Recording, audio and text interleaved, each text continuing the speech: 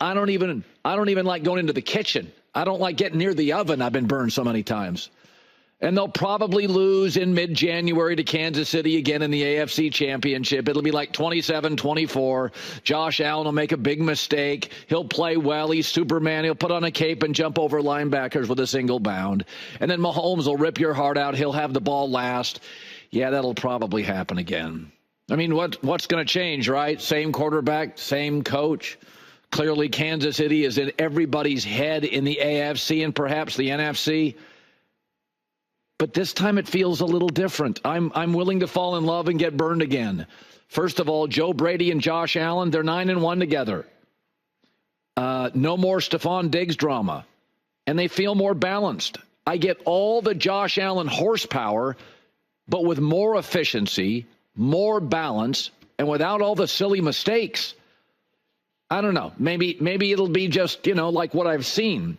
But it does feel more balanced. It does feel more.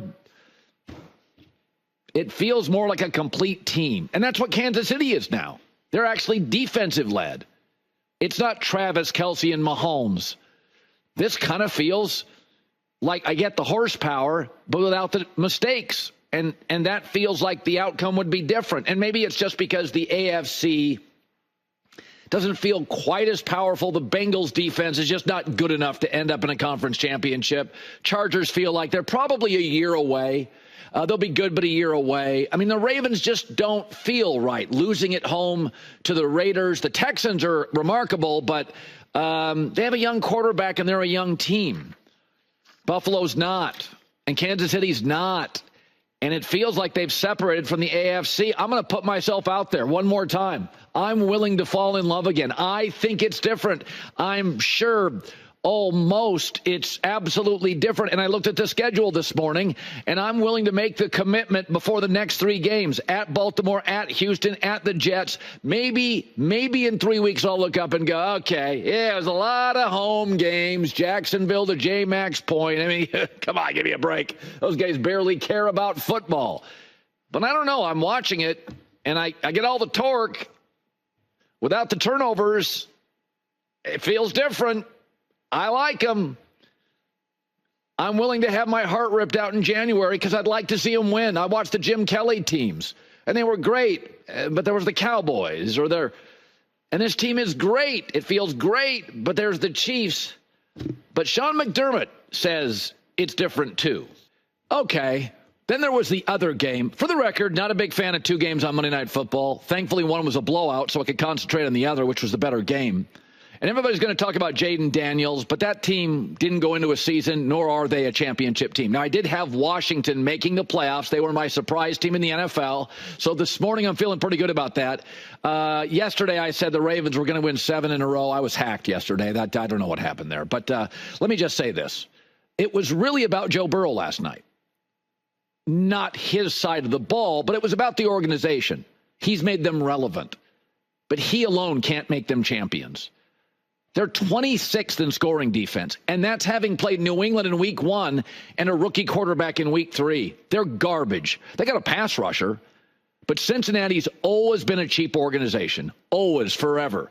And there's a reason why teams like the Bears and Detroit and Cincinnati have had great players. Their team Hall of Fames are amazing, but they never quite. It feels outside of those 85 Bears, it never quite feels like they're willing to step up and go all in and pay the big money, right? I mean, Jaden Daniels, and I think he's going to be terrific, averaged 11 yards of completion.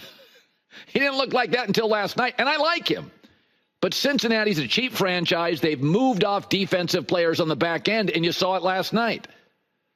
And what does cheap mean? They have been working and moving off defensive players for 2 years. They haven't even paid Jamar Chase yet. They haven't paid T. Higgins big money yet. The Joe Burrow contract really hasn't officially gotten ugly and kicked in yet. And they're already moving off defensive players. They're cheap. I'm sorry, they are. And great players win games. Great organizations sustain success. I mean, we can talk about Mahomes all you want. That offense isn't very good right now, and Mahomes isn't great. But the GM, Brett Veach, they hit on so many of their draft picks. I mean, defensively, they just keep hitting on guy after guy after guy. The coach, Andy Reid, wins those close games with a clever, game-changing call at the end situationally. Like, you can't just pass that off as, hey, it's Mahomes. No, that's not it. Tom Brady, from Ernie Adams to Dante Scarnecchia to moving off Wes Welker and finding a quarterback from Kent State, and 3 years later, Julian Edelman looks like a better version of Wes Welker. I mean, you can't pass that off. Yeah, Tom won a Super Bowl in Tampa, but that thing unraveled pretty quickly, right? Because that's what organizations like Cincinnati do. And again, Burrow has made them relevant, at times spectacular. There's no question about that. I am not denying that. He's made them viable. But players win games. Organizations eventually win championships. It is not a coincidence that Brady and Mahomes had the best coach in their era and strong player development. New England went sideways at the end when Bill Belichick thought, I can be GM and coach. Andy Reid doesn't do that. That's why they continue to draft so well. So I look at this game and you go, oh, Jaden Daniels. I'll get to Jaden Daniels after the break. And I've said before is I liked him. I thought he was going to be a hit. I thought Washington was going to be a playoff team. I think Cliff Kingsbury was a tremendous hire. It's amazing how many of these coordinator hires, like when Nick Saban went and got Lane Kiffin, people scratch their head at, or Cliff Kingsbury failed in Arizona. Why would you hire him?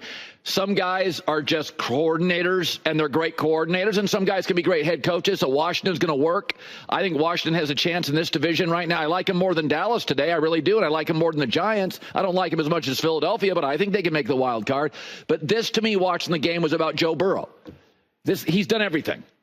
He's made him viable. He's made him interesting. He got him to a Super Bowl. But they have been terrified for 2 years. They just keep moving off defensive players. They're not even paying Jamar Chase yet. And they're already moving off the back end of their defense. And they're 0-3. You don't have to be great defensively to get to a Super Bowl. You don't. You can't be what Cincinnati is. You know? Moving off defensive player years ago, Jesse Bates, guys like that, Von Bell, they're moving off guys. They keep one pass rusher. They're moving off guys. They want to make sure they got room. This is why Cincinnati didn't have a big trophy room. You're all in or you're not. When you get a Burrow, you go all in. If you got to pay more as an owner, you just do whatever you got to do and pay whatever you got to pay. Go look at Carson Palmer in his prime. Did the same thing. Carson Palmer and he was great. Burrow and Palmer were great NFL quarterbacks, made the organization viable. But in the end, Carson didn't have an organization that would go all in, wouldn't even consider a practice schedule, a practice facility. Steelers could have one, and Ravens have money. And, it's just, at some point, a quarterback has limitations. As great as they are, they all have limitations. Organizations sustain success. The star player, even a quarterback, makes you viable.